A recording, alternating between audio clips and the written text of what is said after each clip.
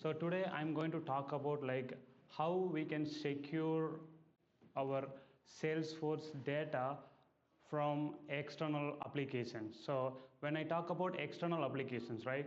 So it's like a mobile application that we are building on top of the Salesforce, right? So for example, we have a native field service mobile app, but some of the customers, they don't want to use the field service. They want to build their own field service mobile app. Okay. So some of the customers like we have a Pardot and Marketing Cloud. Okay, on top of that, they want to build a mobile app for the sales rep when they go and visit some of their customers.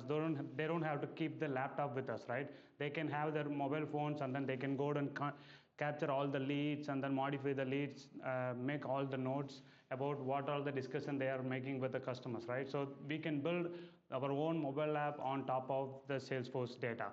Okay, so for example, you want to use the mobile app to send all the data to the Salesforce, right? So when you establish the Salesforce, right? So it's when you establish the Salesforce API, it's a wide range. I'm a sales rep. When I log into Salesforce, I should have a broad way of access, right? Creating a lead, converting a lead, go to an account and then make some notes against an account. So it's a broad access in a Salesforce. But when I go to the mobile, I should have access to only creating a lead or updating a lead. Okay, I should not go beyond that, right?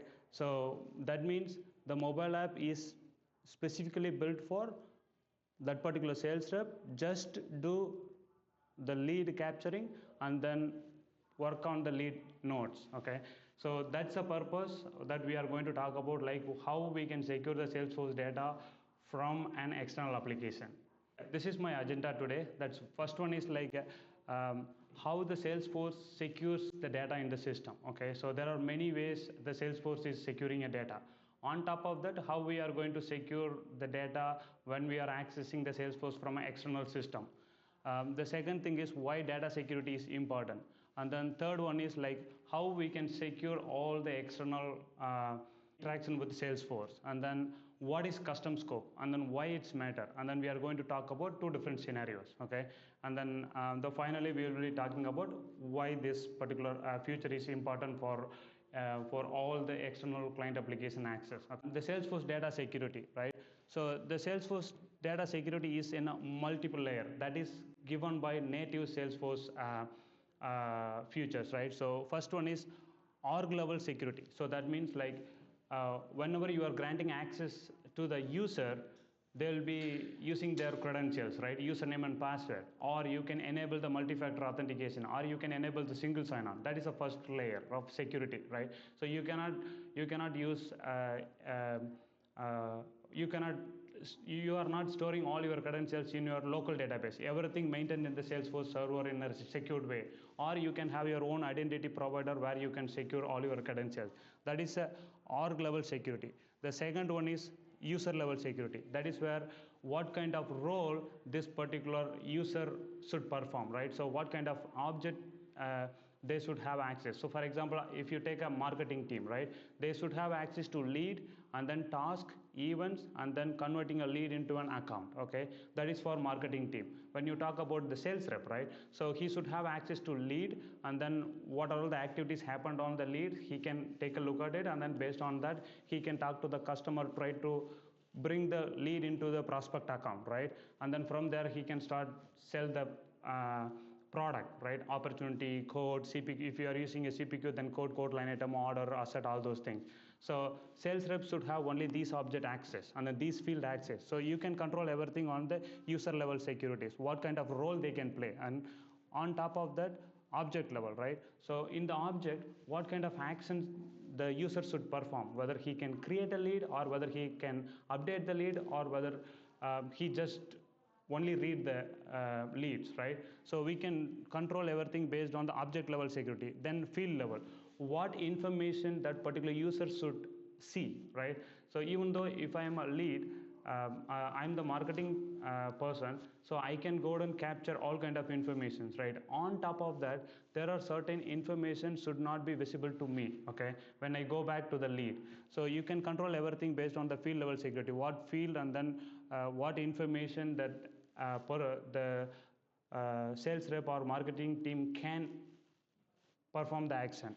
And then the next one is the record level access, right? So in org you have org wide settings, right? So you can set up like what data that user can access. So for example, if you set the org wide sharing rule as a private, so that means whoever creating the data, they can view the data, they can edit the data.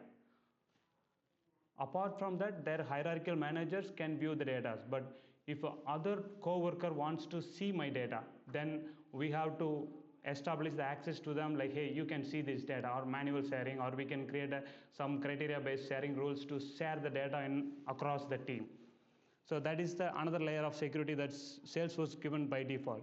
On top of that, you have a data in transit and then data at rest encryption, right? So by default, Salesforce is providing you the security with TLS and HTTPS connections, right? So you cannot log in with http:/login.salesforce.com. They already have the security level on HTTPS level, and so that it's already secured. The domain is already secured on the Salesforce side. That is given by Salesforce. On top of that, Salesforce is providing another platform called sealed platform, where you can encrypt the data in the system, right? The customer information, for example, credit card information, or CVV number, or customer phone number, email address, name, address, because there are certain countries, they have a lot of restriction that you cannot show the customer address, right? In Europe regions, you cannot show the address to all the users in the system. So there are specific access they need in order to view the data. So we can encrypt all the data in Salesforce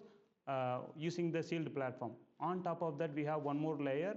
It's monitoring and compliance. So Salesforce giving you the lot of other features where you can go and monitor the system. Is there any compliance going on in the system? Whether anybody modified the data, they should not have access, right? If they have access, for example, a lead, so he has only read access to the lead records, but somehow he got access and then he updated the lead. So we can enable the field tracking, audit history out of the sealed platform license. Okay, so you can go and monitor, you can run a certain reports, and then you can monitor like what kind of activity is going on in the system. Is there any compliance that we have to address, right? So those all the things are by default given by Salesforce. So this is we can utilize this to secure the data. So how many of you heard about like Salesforce breach recently? Okay, so my understanding as an architect, it's not a Salesforce issue, okay? It's their customer issue. They haven't set up the system in a proper way, in a secured way, so that no one can access their data, right? So, but if you go to the social media, everybody talks about it's a Salesforce breach. It's not a Salesforce breach. It's a customer. They haven't built their system in a secure way. That is how I interpret. Okay, so